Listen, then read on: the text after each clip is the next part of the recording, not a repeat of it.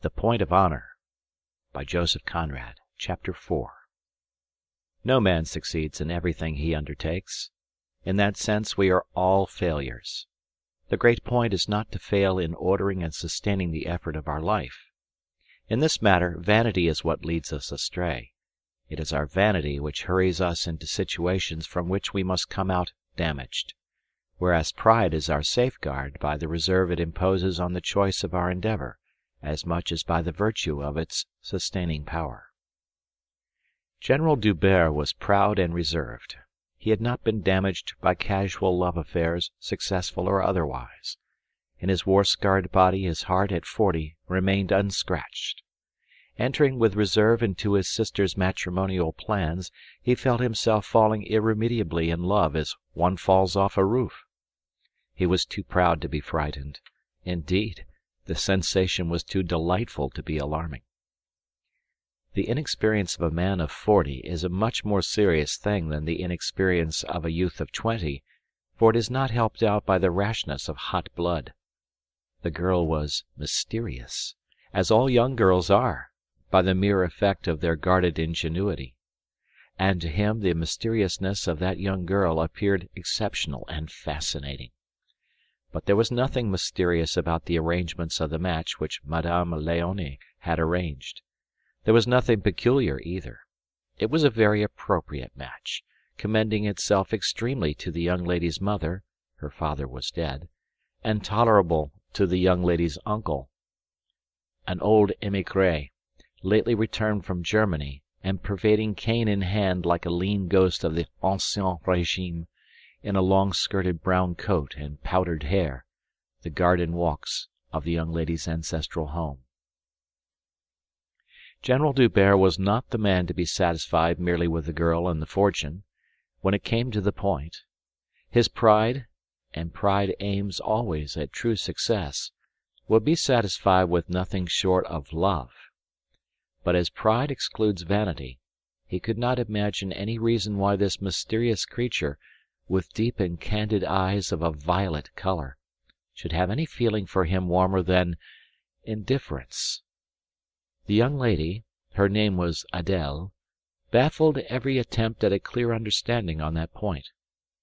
It is true that the attempts were clumsy and timidly made, because by then General D'Hubert had become acutely aware of the number of his years, of his wounds, of his many moral imperfections, of his secret unworthiness, and had incidentally learned by experience the meaning of the word funk.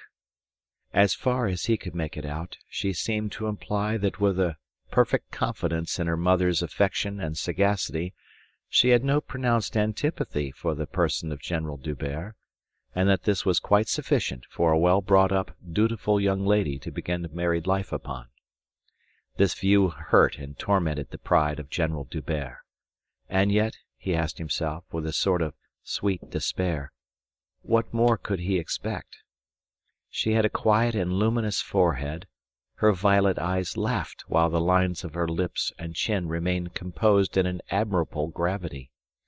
All this was set off by such a glorious mass of fair hair, by a complexion so marvellous, by such a grace of expression, that General D'Hubert really never found the opportunity to examine, with sufficient detachment, the lofty exigencies of his pride. In fact, he became shy of that line of inquiry, since it had led once or twice to a crisis of solitary passion, in which it was borne upon him that he loved her enough to kill her rather than lose her. From such passages, not unknown to men of 40, he would come out broken, exhausted, remorseful, a little dismayed. He derived, however, considerable comfort from the quietest practice of sitting up now and then half the night by an open window, and meditating upon the wonder of her existence, like a believer lost in the mystic contemplation of his faith. It must not be supposed that all these variations of his inward state were made manifest to the world. General D'Hubert found no difficulty in appearing wreathed in smiles, because in fact he was very happy. He followed the established rules of his condition, sending over flowers, from his sister's garden and hothouses, early every morning, and a little later following himself to have lunch with his intended, her mother, and her émigré uncle. The middle of the day was spent in strolling or sitting in the shade. A watchful, deferential gallantry, trembling on the verge of tenderness, was the note of their intercourse on his side, with a playful turn of the phrase concealing the profound trouble of his whole being caused by her inaccessible nearness. Late in the afternoon General D'Hubert walked home between the fields of vines, sometimes intensely miserable, sometimes supremely happy, sometimes pensively sad, but always feeling a special intensity of existence, that elation common to artists, poets, and lovers, to men haunted by a great passion, by a noble thought, or a new vision of plastic beauty. The outward world at that time did not exist with any special distinctness for General D'Hubert. One evening, however, crossing a ridge from which he could see both houses, General D'Hubert became aware of two figures far down the road. The day had been divine. The festal decoration of the inflamed sky cast a gentle glow on the sober tints of the southern land. The grey rocks, the brown fields, the purple undulating distances harmonized in luminous accord, exhaled already the scents of the evening. The two figures down the road presented themselves like two rigid and wooden silhouettes, all black on the ribbon of white dust. General D'Hubert made out the long, straight-cut military capotes, buttoned closely right up to the black stocks, the cocked hats, the lean carven brown countenances, old soldiers, vieilles moustaches. The taller of the two had a black patch over one eye. The other's hard, dry countenance presented some bizarre, disquieting peculiarity which, on nearer approach, proved to be the absence of the tip of the nose. Lifting their hands with one movement to salute the slightly lame civilian walking with a thick stick, they inquired for the house where the General Baron D'Hubert lived, and what was the best way to get speech with him quietly. "If you think this quiet enough," said General D'Hubert, looking round at the ripening vine fields, framed in purple lines, and dominated by the nest of grey and drab walls of a village clustering around the tops of a steep conical hill, so that the blunt church tower seemed but the shape of a crowning rock. "If you think this quiet enough, you can speak to him at once.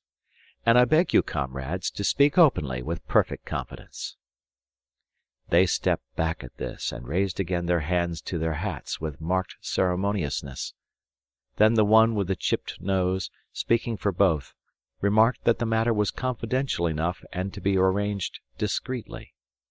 That general quarters were in that village over there, where the infernal clodhoppers, damn their false royalist hearts, looked remarkably cross-eyed at three unassuming military men. For the present he should only ask for the name of General D'Hubert's friends. "What friends?" said the astonished General D'Hubert, completely off the track. "I am staying with my brother-in-law over there." "Well, he will do for one," suggested the chipped veteran. "We're the friends of General Feraud," interjected the other, who had kept silent till then, only glowering with his one eye at the man who had never loved the Emperor. That was something to look at, for even the gold-laced Judases who had sold him to the English, the marshals and princes, had loved him at some time or other, but this man had never loved the Emperor. General Feraud had said so distinctly. General D'Hubert felt a sort of inward blow in his chest. For an infinitesimal fraction of a second it was as if the spinning of the earth had become perceptible with an awful, slight rustle in the eternal stillness of space. But that was the noise of the blood in his ears, and passed off at once.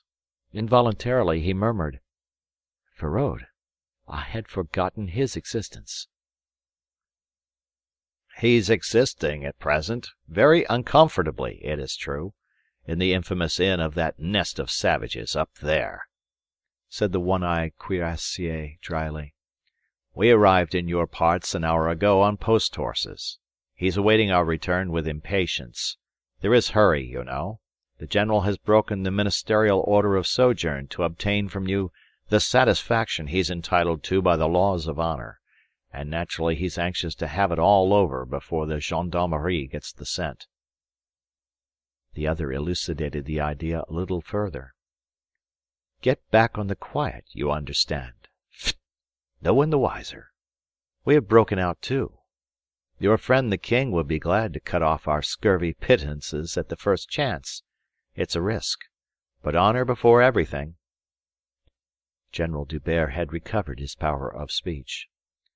"So you come like this along the road to invite me to a throat-cutting match with that... A laughing sort of rage took possession of him. His fists on his hips, he roared without restraint while they stood before him lank and straight, as unexpected as though they had been shot up with a snap through a trap-door in the ground. Only 24 months ago the masters of Europe, they had already the air of antique ghosts. They seemed less substantial in their faded coats than their own narrow shadows falling so black across the white road, the military and grotesque shadows of 20 years of war and conquests. They had the outlandish appearance of two imperturbable bronzes of the religion of the sword, and General D'Hubert, also one of the ex-masters of Europe, laughed at these serious phantoms standing in his way. Said one, indicating the laughing general with a jerk of his head, "A merry companion, that!" "There are some of us that haven't smiled from the day the other went away," said his comrade. A violent impulse to set upon and beat these unsubstantial wraiths to the ground frightened General D'Hubert. He ceased laughing suddenly. His urgent desire now was to get rid of them, to get them away from his sight quickly before he lost control of himself. He wondered at this fury he felt rising in his breast, but he had no time to look into that peculiarity just then. "I understand your wish to be done with me as quickly as possible. Then why waste time in empty ceremonies? Do you see that wood there, at the foot of that slope? Yes, the wood of pines. Let us meet there tomorrow at sunrise. I will bring with me my sword or my pistols, or both if you like." The seconds of General Feraud looked at each other. "Pistols, General," said the cuirassier. "So be it. Au revoir. Tomorrow morning. Till then, let me advise you to keep close if you don't want the gendarmerie making inquiries about you before dark. Strangers are rare in this part of the country." They saluted in silence. General D'Hubert, turning his back on their retreating figures, stood still in the middle of the road for a long time, biting his lower lip and looking on the ground. Then he began to walk straight before him, thus retracing his steps till he found himself before the park gate of his intended's home. Motionless he stared through the bars at the front of the house, gleaming clear beyond the thickets and trees. Footsteps were heard on the gravel, and presently a tall, stooping shape emerged from the lateral alley following the inner side of the park wall. Le Chevalier de Valmassigue, uncle of the adorable Adèle, ex-brigadier in the army of the princes, bookbinder in Altona, afterwards shoemaker, with a great reputation for elegance in the fit of ladies' shoes, in another small German town, wore silk stockings on his lean shanks, low shoes with silver buckles, a brocaded waistcoat. A long-skirted coat à la Française covered loosely his bowed back. A small three-cornered hat rested on a lot of powdered hair tied behind in a queue. "Monsieur le Chevalier," called General D'Hubert softly. "What? You here again, mon ami? Have you forgotten something?" "By heavens, that's just it. I have forgotten something. I am come to tell you of it. No, outside. Behind this wall. It's too ghastly a thing to be let in at all where she lives." The Chevalier came out at once with that benevolent resignation some old people display towards the fugue of youth. Older by a quarter of a century than General D'Hubert, he looked upon him in the secret of his heart as a rather troublesome youngster in love. He had heard his enigmatical words very well, but attached no undue importance to what a mere man of 40 so hard hit was likely to do or say. The turn of mind of the generation of Frenchmen grown up during the years of his exile was almost unintelligible to him. Their sentiments appeared to him unduly violent, lacking fineness and measure, their language needlessly exaggerated. He joined the general on the road, and they made a few steps in silence, the general trying to master his agitation and get proper control of his voice. "Chevalier, it is perfectly true. I forgot something. I forgot till half an hour ago that I had an urgent affair of honour on my hands. It's incredible, but so it is." All was still for a moment. Then in the profound evening silence of the countryside, the thin, aged voice of the Chevalier was heard trembling slightly. "Monsieur, that's an indignity." It was his first thought. The girl born during his exile, the posthumous daughter of his poor brother, murdered by a band of Jacobins, had grown since his return very dear to his old heart, which had been starving on mere memories of affection for so many years. "It is an inconceivable thing, I say. A man settles such affairs before he thinks of asking for a young girl's hand. Why, if you had forgotten for 10 days longer, you would have been married before your memory returned to you. In my time men did not forget such things, nor yet what's due to the feelings of an innocent young woman. If I did not respect them myself, I would qualify your conduct in a way which you would not like." General D'Hubert relieved himself frankly by a groan. "Don't let that consideration prevent you. You run no risk of offending her mortally." But the old man paid no attention to this lover's nonsense. It's doubtful whether he even heard. "What is it?" he asked. "What's the nature of—" "Call it a youthful folly, Monsieur le Chevalier. An inconceivable, incredible result of—" He stopped short. "He will never believe the story," he thought. "He will only think I am taking him for a fool and get offended." General D'Hubert spoke up again. "Yes, originating in youthful folly, it has become—" The Chevalier interrupted. "Well, then it must be arranged." "Arranged?" "Yes. No matter what it may cost your amour propre. You should have remembered you were engaged. You forgot that too, I suppose. And then you go and forget your quarrel. It's the most revolting exhibition of levity I ever heard of." "Good heavens, Chevalier! You don't imagine I have been picking up that quarrel last time I was in Paris or anything of the sort, do you?" "Eh? What matters the precise date of your insane conduct?" exclaimed the Chevalier testily. "The principal thing is to arrange it." Noticing General D'Hubert getting restive and trying to place a word, the old émigré raised his arm and added with dignity, "I've been a soldier too. I would never dare to suggest a doubtful step to the man whose name my niece is to bear. I tell you that entre galants hommes an affair can be always arranged." "But, saperlotte, Monsieur le Chevalier, it's 15 or 16 years ago. I was lieutenant of hussars then." The old Chevalier seemed confounded by the vehemently despairing tone of this information. "You were a lieutenant of hussars 16 years ago?" he mumbled in a dazed manner. "Why, yes. You did not suppose I was made a general in my cradle like a royal prince?"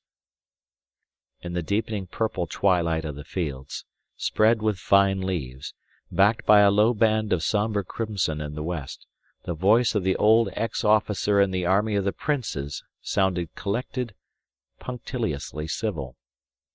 "Do I dream? Is this a pleasantry? Or do you mean me to understand that you have been hatching an affair of honour for 16 years?" "It has clung to me for that length of time. That is my precise meaning. The quarrel itself is not to be explained easily. We have been on the ground several times during that time, of course." "What manners! What horrible perversion of manliness! Nothing can account for such inhumanity but the sanguinary madness of the Revolution which has tainted a whole generation." mused the returned émigré in a low tone. "Who is your adversary?" he asked a little louder. "What? My adversary? His name is Feraud." Shadowy in his tricorne and old-fashioned clothes, like a bowed thin ghost of the Ancien Régime, the Chevalier voiced a ghostly memory. "I can remember the feud about little Sophie Derval, between Monsieur de Brissac, captain in the bodyguards, and d'Angeron. Not the pock-marked one, the other, the Beau d'Angeron, as they called him. They met 3 times in 18 months, in a most gallant manner. It was the fault of that little Sophie, too, who would keep on playing." "This is nothing of the kind," interrupted General D'Hubert. He laughed a little sardonically. "Not at all so simple," he added, "nor yet half so reasonable," he finished inaudibly between his teeth, and ground them with rage. After this sound nothing troubled the silence for a long time, till the Chevalier asked without animation: "What is he, this Feraud?" "Lieutenant of Hussars, too. I mean, he's a general. A Gascon, son of a blacksmith, I believe." "There! I thought so. That Bonaparte had a special predilection for the canaille. I don't mean this for you, D'Hubert. You are one of us, though you have served this usurper who—" "Let's leave him out of this," broke in General D'Hubert. The Chevalier shrugged his peaked shoulders. "A Feraud of sorts, offspring of a blacksmith and some village troll. See what comes of mixing yourself up with that sort of people." "You must have made shoes yourself, Chevalier." "Yes, but I am not the son of a shoemaker. Neither are you, Monsieur D'Hubert. You and I have something that your Bonapartes, princes, dukes, and marshals have not, because there's no power on earth that could give it to them," retorted the émigré, with the rising animation of a man who has got hold of a hopeful argument. "Those people don't exist. All these Ferauds. Feraud! What is Feraud? A va-nu-pieds, disguised into a general by a Corsican adventurer masquerading as an emperor. There is no earthly reason for a D'Hubert to s'encanailler by a duel with a person of that sort. You can make your excuses to him perfectly well, and if the manant takes it into his head to decline them, you may simply refuse to meet him." "You say I may do that?" "Yes, with the clearest conscience." "Monsieur le Chevalier, to what do you think you have returned from your emigration?" This was said in such a startling tone that the old exile raised sharply his bowed head, glimmering silvery white under the points of the little tricorne. For a long time he made no sound. "God knows," he said at last, pointing with a slow and grave gesture at a tall roadside cross mounted on a block of stone and stretching its arms of forged stone all black against the darkening red band in the sky. "God knows. If it were not for this emblem, which I remember seeing in this spot as a child, I would wonder to what we, who have remained faithful to our God and our king, have returned. The very voices of the people have changed." "Yes, it is a changed France," said General D'Hubert. He had regained his calm. His tone was slightly ironic. "Therefore I cannot take your advice. Besides, how is one to refuse to be bitten by a dog that means to bite? It's impracticable. Take my word for it, he isn't a man to be stopped by apologies or refusals. But there are other ways. I could, for instance, send a mounted messenger with a word to the brigadier of the gendarmerie in Senlac. These fellows are liable to arrest on my simple order. It would make some talk on the army, both the organized and the disbanded. Especially the disbanded. All canaille. All my comrades once. The companions in arms of Armand D'Hubert. But what need a D'Hubert care for what people who don't exist may think? Or better still, I might get my brother-in-law to send for the mayor of the village and give him a hint. No more would be needed to get the 3 brigands set upon with flails and pitchforks and hunted into some nice deep wet ditch. and nobody the wiser. It has been done only 10 miles from here to 3 poor devils of the disbanded Red Lancers of the Guard going to their homes. What says your conscience, Chevalier? Can a D'Hubert do that thing to 3 men who do not exist? A few stars had come out on the blue obscurity, clear as crystal, of the sky. The dry, thin voice of the Chevalier spoke harshly. "Why are you telling me all this?" The general seized a withered, frail old hand with a strong grip. "Because I owe you my fullest confidence. Who could tell Adèle but you? You understand why I dare not trust my brother-in-law, nor yet my own sister. Chevalier, I have been so near doing these things that I tremble yet. You don't know how terrible this duel appears to me, and there's no escape from it." He murmured after a pause. "It's a fatality," dropped the Chevalier's passive hand, and said in his ordinary conversational voice, "I shall have to go without seconds. If it is my lot to remain on the ground, you, at least, will know all that can be made known of this affair." The shadowy ghost of the Ancien Régime seemed to have become more bowed during the conversation. "How am I to keep an indifferent face this evening before these 2 women?" he groaned. "General, I find it very difficult to forgive you." General D'Hubert made no answer. "Is your cause good, at least?" "I am innocent." This time he seized the Chevalier's ghostly arm above the elbow, gave it a mighty squeeze. "I must kill him," he hissed, and opening his hand strode away down the road. The delicate attentions of his adoring sister had secured for the general perfect liberty of movement in the house where he was a guest. He had even his own entrance through a small door in one corner of the orangery. Thus he was not exposed that evening to the necessity of dissembling his agitation before the calm ignorance of the other inmates. He was glad of it. It seemed to him that if he had to open his lips he would break out into horrible imprecation, start breaking furniture, smashing china and glasses. From the moment he opened the private door, and while ascending the 28 steps of winding staircase, giving access to the corridor on which his room opened, he went through a horrible and humiliating scene in which an infuriated madman, with bloodshot eyes and a foaming mouth, played inconceivable havoc with everything inanimate that may be found in a well-appointed dining-room.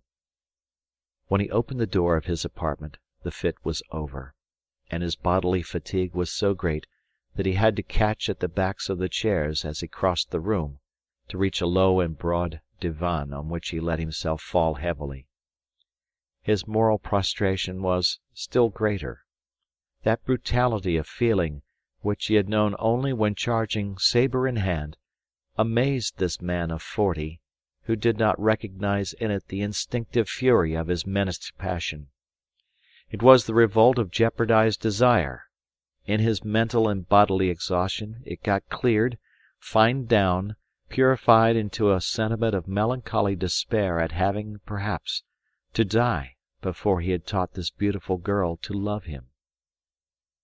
On that night, General D'Hubert, either stretched on his back with his hands over his eyes or lying on his breast, with his face buried in a cushion, made the full pilgrimage of emotions. Nauseating disgust at the absurdity of the situation, dread of the fate that could play such a vile trick on a man, awe at the remote consequences of an apparently insignificant and ridiculous event in his past, doubt of his own fitness to conduct his existence, and mistrust of his best sentiments. For what the devil did he want to go to Fouché for? He knew them all in turn. "I am an idiot, neither more nor less," he thought. "A sensitive idiot, because I overheard 2 men talk in a café. I am an idiot afraid of lies, whereas in life it is only truth that matters." Several times he got up, and walking about in his socks, so as not to be heard by anybody downstairs, drank all the water he could find in the dark. And he tasted the torments of jealousy, too. She would marry somebody else. His very soul writhed. The tenacity of that Feraud, the awful persistence of that imbecile brute, came to him with the tremendous force of a relentless fatality. General D'Hubert trembled as he put down the empty water ewer. He will have me, he thought. General D'Hubert was tasting every emotion that life has to give. He had in his dry mouth the faint, sickly flavour of fear, not the honourable fear of a young girl's candid and amused glance, but the fear of death and the honourable man's fear of cowardice. But if true courage consists in going out to meet an odious danger from which our body, soul, and heart recoiled together, General D'Hubert had the opportunity to practise it for the first time in his life. He had charged exultingly at batteries and infantry squares, and ridden with messages through a hail of bullets, without thinking anything about it. His business now was to sneak out unheard, at break of day, to an obscure and revolting death. General D'Hubert never hesitated. He carried 2 pistols in a leather bag which he slung over his shoulder. Before he had crossed the garden, his mouth was dry again. He picked 2 oranges. It was only after shutting the gate after him that he felt a slight faintness. He stepped out disregarding it, and after going a few yards regained the command of his legs. He sucked an orange as he walked. It was a colourless and pellucid dawn. The wood of pines detached its columns of brown trunks and its dark green canopy very clearly against the rocks of the grey hillside behind. He kept his eyes fixed on it steadily. That temperamental, good-humoured coolness in the face of danger, which made him an officer liked by his men and appreciated by his superiors, was gradually asserting itself. It was like going into battle. Arriving at the edge of the wood, he sat down on a boulder, holding the other orange in his hand, and thought that he had come ridiculously early on the ground. Before very long, however, he heard the swishing of bushes, footsteps on the hard ground, and the sounds of a disjointed loud conversation. A voice somewhere behind him said boastfully, "He's game for my bag." He thought to himself, "Here they are. What's this about game? Are they talking of me?" And becoming aware of the orange in his hand, he thought further, "These are very good oranges. Léonie's own tree. I may just as well eat this orange instead of flinging it away." Emerging from a tangle of rocks and bushes, General Feraud and his seconds discovered General D'Hubert engaged in peeling the orange. They stood still waiting till he looked up. Then the seconds raised their hats, and General Feraud, putting his hands behind his back, walked aside a little way. "I am compelled to ask one of you, messieurs, to act for me. I have brought no friends. Will you?" The one-eyed cuirassier said judicially, "That cannot be refused." The other veteran remarked, "It's awkward all the same." "Owing to the state of the people's minds in this part of the country, there was no one I could trust with the object of your presence here," explained General D'Hubert urbanely. They saluted, looked round, and remarked both together, "Poor ground. It's unfit." "Why bother about ground, measurements, and so on? Let us simplify matters. Load the 2 pairs of pistols. I will take those of General Feraud and let him take mine. Or, better still, let us take a mixed pair, one of each pair. Then we will go into the wood while you remain outside. We did not come here for ceremonies, but for war. War to the death. Any ground is good enough for that. If I fall, you must leave me where I lie and clear out. It wouldn't be healthy for you to be found hanging about here after that." It appeared after a short parley that General Feraud was willing to accept these conditions. While the seconds were loading the pistols he could be heard whistling, and was seen to rub his hands with an air of perfect contentment. He flung off his coat briskly, and General D'Hubert took off his own and folded it carefully on a stone. "Suppose you take your principal to the other side of the wood, and let him enter exactly in 10 minutes from now," suggested General D'Hubert calmly, but feeling as if he were giving directions for his own execution. This, however, was his last moment of weakness. "Wait! Let us compare watches first." He pulled out his own. The officer with the chipped nose went over to borrow the watch of General Feraud. They bent their heads over them for a time. "That's it, at 4 minutes to 5 by yours, 7 to by mine." It was the cuirassier who remained by the side of General D'Hubert, keeping his one eye fixed immovably on the white face of the watch he held in the palm of his hand. He opened his mouth wide, waiting for the beat of the last second, long before he snapped out the word, "Avancez!" General D'Hubert moved on, passing from the glaring sunshine of the Provençal morning into the cool and aromatic shade of the pines. The ground was clear between the reddish trunks, whose multitude, leaning at slightly different angles, confused his eye at first. It was like going into battle. The commanding quality of confidence in himself woke up in his breast. He was all to his affair. The problem was how to kill his adversary. Nothing short of that would free him from this imbecile nightmare. "It's no use wounding that brute," he thought. He was known as a resourceful officer. His comrades, years ago, used to call him the strategist. And it was a fact that he could think in the presence of the enemy, whereas Feraud had been always a mere fighter. But a dead shot, unluckily. "I must draw his fire at the greatest possible range," said General D'Hubert to himself. At that moment he saw something white moving far off between the trees. The shirt of his adversary. He stepped out at once between the trunks, exposing himself freely, then quick as lightning leaped back. It had been a risky move, but it succeeded in its object. Almost simultaneously with the pop of a shot, a small piece of bark chipped off by the bullet stung his ear painfully. And now General Feraud, with one shot expended, was getting cautious. Peeping round his sheltering tree, General D'Hubert could not see him at all. This ignorance of his adversary's whereabouts carried with it a sense of insecurity. General D'Hubert felt himself exposed on his flanks and rear. Again something white fluttered in his sight. Ha! The enemy was still on his front then. He had feared a turning movement. But apparently General Feraud was not thinking of it. General D'Hubert saw him pass without special haste from one tree to another in the straight line of approach. With great firmness of mind General D'Hubert stayed his hand. Too far yet. He knew he was no marksman. His must be a waiting game. To kill. He sank down to the ground, wishing to take advantage of the greater thickness of the trunk. Extended at full length, head on to his enemy, he kept his person completely protected. Exposing himself would not do now, because the other was too near by this time.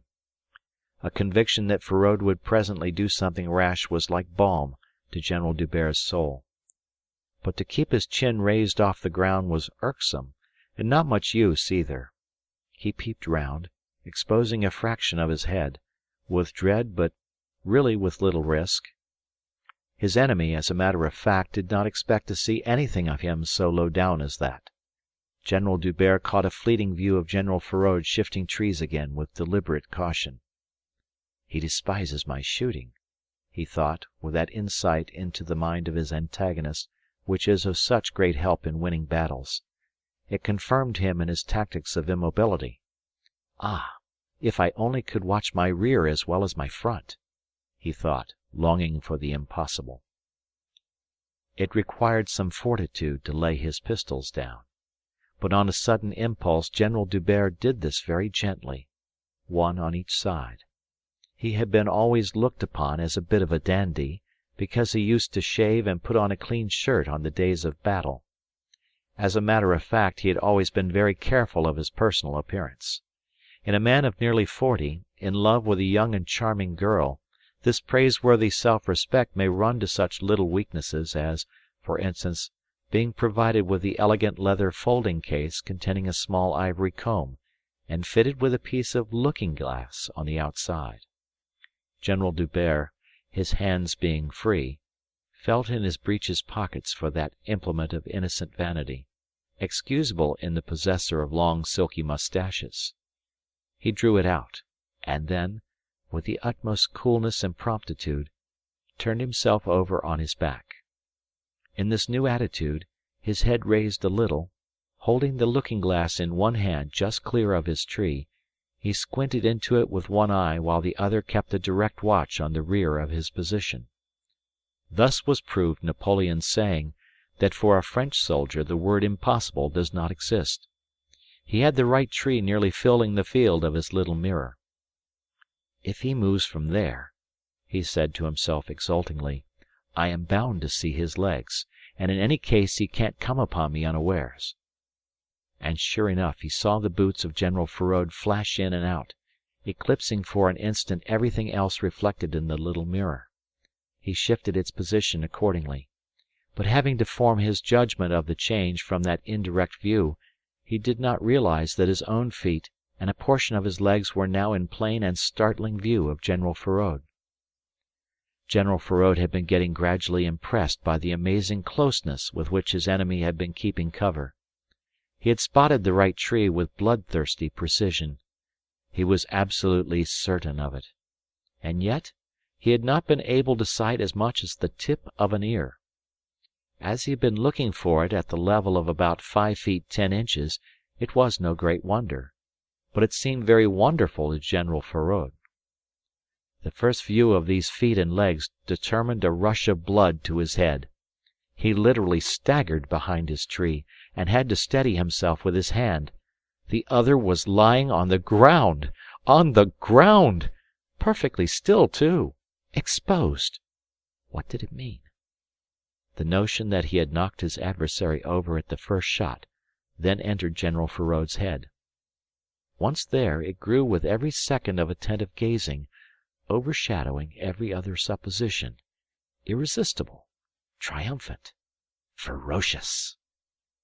"What an ass I was to think I could have missed him!" he said to himself. "He was exposed en plein, the fool, for quite a couple of seconds." And the general gazed at the motionless limbs, the last vestiges of surprise fading before an unbounded admiration of his skill. "Turned up his toes! By the God of War, that was a shot!" he continued mentally. "Got it through the head just where I aimed, staggered behind that tree, rolled over on his back, and died." And he stared. He stared, forgetting to move, almost awed, almost sorry. But for nothing in the world would he have had it undone. Such a shot! Such a shot! Rolled over on his back and died. For it was this helpless position, lying on the back, that shouted its sinister evidence at General Feraud. He could not possibly imagine that it might have been deliberately assumed by a living man. It was inconceivable. It was beyond the range of sane supposition. There was no possibility to guess the reason for it, and it must be said that General D'Hubert's turned-up feet looked thoroughly dead. General Feraud expanded his lungs for a stentorian shout to his seconds, but from what he felt to be an excess of scrupulousness, refrained for a while. "I will just go and see first whether he breathes yet," he mumbled to himself, stepping out from behind his tree. This was immediately perceived by the resourceful General D'Hubert. He concluded it to be another shift. When he lost the boots out of the field of the mirror, he became uneasy. General Feraud had only stepped a little out of the line, but his adversary could not possibly have supposed him walking up with perfect unconcern. General D'Hubert, beginning to wonder where the other had dodged to, was come upon so suddenly that the first warning he had of his danger consisted in the long, early morning shadow of his enemy falling aslant on his outstretched legs. He had not even heard a footfall on the soft ground between the trees. It was too much even for his coolness. He jumped up instinctively, leaving the pistols on the ground. The irresistible instinct of most people, unless totally paralyzed by discomfiture, would have been to stoop, exposing themselves to the risk of being shot down in that position. Instinct, of course, is irreflective. It is its very definition. but it may be an inquiry worth pursuing, whether in reflective mankind the mechanical promptings of instinct are not affected by the customary mode of thought. Years ago, in his young days, Armand Dubert, the reflective, promising officer, had emitted the opinion that in warfare one should never cast back on the lines of a mistake. This idea, afterward restated, defended, developed in many discussions, had settled into one of the stock notions of his brain, became a part of his mental individuality, and whether it had gone so inconceivably deep as to affect the dictates of his instinct, or simply because, as he himself declared, he was too scared to remember the confounded pistols, the fact is that General D'Hubert never attempted to stoop for them. Instead of going back on his mistake, he seized the rough trunk with both hands and swung himself behind it with such impetuosity that going right round in the very flash and report of a pistol shot, he reappeared on the other side of the tree face to face with General Feraud, who, completely unstrung by such a show of agility on the part of a dead man, was trembling yet. A very faint mist of smoke hung before his face, which had an extraordinary aspect, as if the lower jaw had come unhinged. "Not missed," he croaked hoarsely from the depths of a dry throat. This sinister sound loosened the spell which had fallen on General D'Hubert's senses. "Yes, missed! A bout portant!" he heard himself saying exultingly almost before he had recovered the full command of his faculties. The revulsion of feeling was accompanied by a gust of homicidal fury, resuming in its violence the accumulated resentment of a lifetime. For years General D'Hubert had been exasperated and humiliated by an atrocious absurdity imposed upon him by that man's savage caprice. Besides, General D'Hubert had been in this last instance too unwilling to confront death for the reaction of his anguish not to take the shape of a desire to kill. "And I have my 2 shots to fire yet," he added pitilessly. General Feraud snapped his teeth, and his face assumed an irate, undaunted expression. "Go on," he growled. These would have been his last words on earth, if General D'Hubert had been holding the pistols in his hand. But the pistols were lying on the ground at the foot of a tall pine. General D'Hubert had the second's leisure necessary to remember that he had dreaded death not as a man, but as a lover, not as a danger, but as a rival, not as a foe to life, but as an obstacle to marriage. And behold, there was the rival defeated, miserably defeated, crushed, done for. He picked up the weapons mechanically, and instead of firing them into General Feraud's breast, gave expression to the thought uppermost in his mind. "You will fight no more duels now." His tone of leisurely, ineffable satisfaction was too much for General Feraud's stoicism. "Don't dawdle, then! Damn you for a cold-blooded staff coxcomb!" he roared out suddenly, out of an impassive face held erect on a rigid body. General D'Hubert uncocked the pistols carefully. This proceeding was observed with a sort of gloomy astonishment by the other general. "You missed me twice," he began coolly, shifting both pistols to one hand. "The last time within a foot or so. By every rule of single combat your life belongs to me. That does not mean that I want to take it now." "I have no use for your forbearance," muttered General Feraud savagely. "Allow me to point out that this is no concern of mine," said General D'Hubert, whose every word was dictated by a consummate delicacy of feeling. In anger he could have killed that man, but in cold blood he recoiled from humiliating this unreasonable being, a fellow soldier of the Grande Armée, his companion in the wonders and terrors of the military epic. "You don't set up the pretension of dictating to me what I am to do with what is my own." General Feraud looked startled, and the other continued. "You've forced me on a point of honour to keep my life at your disposal, as it were, for 15 years. Very well. Now that the matter is decided to my advantage, I am going to do what I like with your life on the same principle. You shall keep it at my disposal as long as I choose. Neither more nor less. You are on your honour." "I am. But sacre bleu! This is an absurd position for a general of the Empire to be placed in!" cried General Feraud, in the accents of profound and dismayed conviction. "It means for me to be sitting all the rest of my life with a loaded pistol in a drawer, waiting for your word. It's idiotic. I shall be an object of derision." "Absurd? Idiotic? Do you think so?" queried argumentatively General D'Hubert with sly gravity. "Perhaps, but I don't see how that can be helped. However, I am not likely to talk at large of this adventure. Nobody need ever know anything about it. Just as no one to this day, I believe, knows the origin of our quarrel. Not a word more," he added hastily. "I can't really discuss this question with a man who, as far as I am concerned, does not exist." When the duellists came out into the open, General Feraud walking a little behind and rather with the air of walking in a trance, the two seconds hurried towards them each from his station at the edge of the wood. General D'Hubert addressed them, speaking loud and distinctly. "Messieurs, I make it a point of declaring to you solemnly in the presence of General Feraud that our difference is at last settled for good. You may inform all the world of that fact."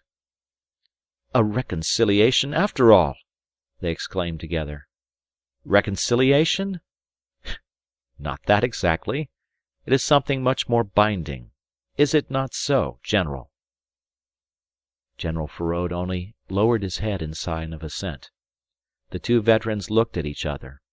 Later in the day, when they found themselves alone, out of their moody friend's earshot, the cuirassier remarked suddenly: "Generally speaking, I can see with my one eye as far, or even a little farther than most people. But this beats me. He won't say anything." "In this affair of honour I understand there has been from first to last always something that no one in the army could quite make out," declared the chasseur with the imperfect nose. "In mystery it began, in mystery it went on, and in mystery it is to end, apparently." General D'Hubert walked home with long, hasty strides, by no means uplifted by a sense of triumph. He had conquered, but it did not seem to him he had gained very much by his conquest. The night before he had grudged the risk of his life which appeared to him magnificent, worthy of preservation as an opportunity to win a girl's love. He had even moments when by a marvellous illusion this love seemed to him already his, and his threatened life a still more magnificent opportunity of devotion. Now that his life was safe, it had suddenly lost its special magnificence. It wore instead a specially alarming aspect as a snare for the exposure of unworthiness. As to the marvellous illusion of conquered love that had visited him for a moment in the agitated watches of the night which might have been his last on earth, he comprehended now its true nature. It had been merely a paroxysm of delirious conceit. Thus to this man, sobered by the victorious issue of a duel, life appeared robbed of much of its charm simply because it was no longer menaced. Approaching the house from the back, through the orchard and the kitchen gardens, he could not notice the agitation which reigned in front. He never met a single soul. Only upstairs, while walking softly along the corridor, he became aware that the house was awake and much more noisy than usual. Names of servants were being called out down below in a confused noise of coming and going. He noticed with some concern that the door of his own room stood ajar, though the shutters had not been opened yet. He had hoped that his early excursion would have passed unperceived. He expected to find some servant just gone in, but the sunlight filtering through the usual cracks enabled him to see lying on the low divan something bulky which had the appearance of two women clasped in each other's arms. Tearful and consolatory murmurs issued mysteriously from that appearance. General D'Hubert pulled open the nearest pair of shutters violently. One of the women then jumped up. It was his sister. She stood for a moment with her hair hanging down, and her arms raised straight up above her head, and then flung herself with a stifled cry into his arms. He returned her embrace, trying at the same time to disengage himself from it. The other woman had not risen. She seemed, on the contrary, to cling closer to the divan, hiding her face in the cushions. Her hair was also loose. It was admirably fair. General D'Hubert recognized it with staggering emotion. Mademoiselle de Valmassigue! Adèle! In distress! He became greatly alarmed, and got rid of his sister's hug definitely. Madame Léonie then extended her shapely bare arm out of her peignoir, pointing dramatically at the divan. "This poor terrified child has rushed here 2 miles from home on foot, running all the way." "What on earth has happened?" asked General D'Hubert in a low, agitated voice. But Madame Léonie was speaking loudly. "She rang the great bell at the gate and roused all the household. We were all asleep yet. You may imagine what a terrible shock. Adèle, my dear child, sit up." General D'Hubert's expression was not that of a man who imagines with facility. He did, however, fish out of chaos the notion that his prospective mother-in-law had died suddenly, but only to dismiss it at once. He could not conceive the nature of the event, of the catastrophe which could induce Mademoiselle de Valmassigue, living in a house full of servants, to bring the news over the fields herself, 2 miles, running all the way. "But why are you in this room?" he whispered, full of awe. "Of course I ran up to see, and this child, I did not notice it, she followed me. It's that absurd Chevalier," went on Madame Léonie, looking towards the divan. "Her hair's come down. You may imagine she did not stop to call her maid to dress it before she started. Adèle, my dear, sit up. He blurted it all out to her at 4:30 in the morning. She woke up early, and opened her shutters, to breathe the fresh air, and saw him sitting collapsed on a garden bench at the end of the great alley. At that hour! You may imagine! And the evening before he had declared himself indisposed. She just hurried on some clothes and flew down to him. One would be anxious for less. He loves her, but not very intelligently. He had been up all night, fully dressed, the poor old man, perfectly exhausted. He wasn't in a state to invent a plausible story. What a confidant you chose there!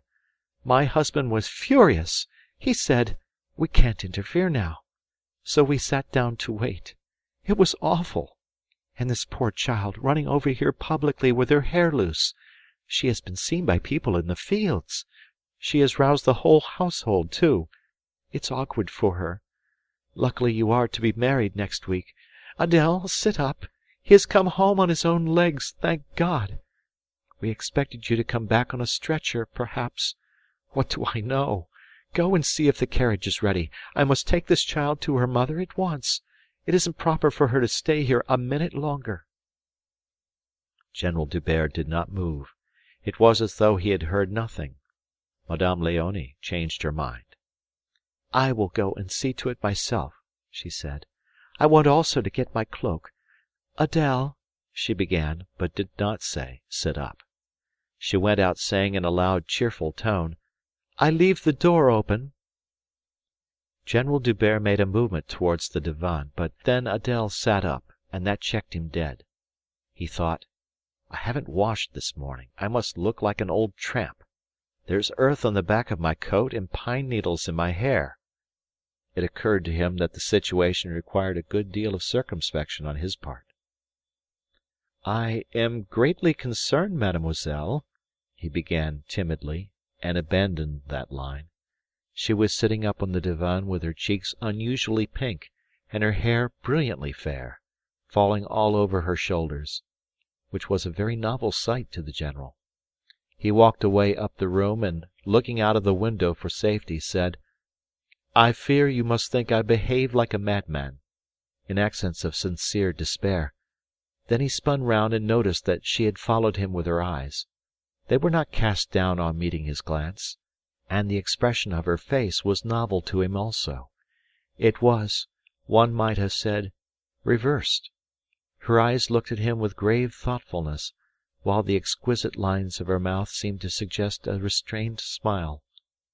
This change made her transcendental beauty much less mysterious, much more accessible to a man's comprehension.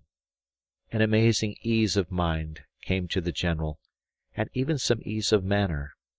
He walked down the room with as much pleasurable excitement as he would have found in walking up to a battery vomiting death, fire, and smoke, then stood looking down with smiling eyes at the girl whose marriage with him, next week, had been so carefully arranged by the wise, the good, the admirable Léonie. "Ah, mademoiselle," he said in a tone of courtly deference, "if I could be certain that you did not come here this morning only from a sense of duty to your mother." He waited for an answer, imperturbable but inwardly elated. It came in a demure murmur, eyelashes lowered with fascinating effect. "You mustn't be méchant as well as mad." And then General D'Hubert made an aggressive movement towards the divan which nothing could check. This piece of furniture was not exactly in the line of the open door, but Madame Léonie, coming back wrapped up in a light cloak and carrying a lace shawl on her arm for Adèle to hide her incriminating hair under, had a vague impression of her brother getting up from his knees. "Come along, my dear child," she cried from the doorway. The general, now himself again in the fullest sense, showed the readiness of a resourceful cavalry officer and the peremptoriness of a leader of men. "You don't expect her to walk to the carriage?" he protested. "She isn't fit. I will carry her downstairs." This he did slowly, followed by his awed and respectful sister. But he rushed back like a whirlwind to wash away all the signs of the night of anguish and the morning of war, and to put on the festive garments of a conqueror before hurrying over to the other house. Had it not been for that, General D'Hubert felt capable of mounting a horse and pursuing his late adversary in order simply to embrace him from excess of happiness. "I owe this piece of luck to that stupid brute," he thought. "This duel has made plain in one morning what might have taken me years to find out, for I am a timid fool. No self-confidence whatever. Perfect coward. And the Chevalier, dear old man." General D'Hubert longed to embrace him too. The Chevalier was in bed. For several days he was much indisposed. The men of the Empire and the post-revolution young ladies were too much for him. He got up the day before the wedding, and, being curious by nature, took his niece aside for a quiet talk. He advised her to find out from her husband the true story of the affair of honour, whose claims so imperative and so persistent had led her to within an ace of tragedy. "It is very proper that his wife should know, and next month or so will be your time to learn from him anything you ought to know, my dear child." Later on, when the married couple came on a visit to the mother of the bride, Madame la Générale D'Hubert made no difficulty in communicating to her beloved old uncle what she had learned without any difficulty from her husband. The Chevalier listened with profound attention to the end, then took a pinch of snuff, shook the grains of tobacco off the frilled front of his shirt, and said calmly, "And that's all what it was?" "Yes, uncle," said Madame la Générale, opening her pretty eyes very wide. "Isn't it funny? C'est insensé to think what men are capable of." Commented the old émigré. "It depends what sort of men. That Bonaparte's soldiers were savages. As a wife, my dear, it is proper for you to believe implicitly what your husband says." But to Léonie's husband the Chevalier confided his true opinion. "If that's the tale the fellow made up for his wife, and during the honeymoon too, you may depend on it no one will ever know the secret of this affair." Considerably later still, General D'Hubert judged the time come, and the opportunity propitious to write a conciliatory letter to General Feraud. "I have never," protested the General Baron D'Hubert, "wished for your death during all the time of our deplorable quarrel.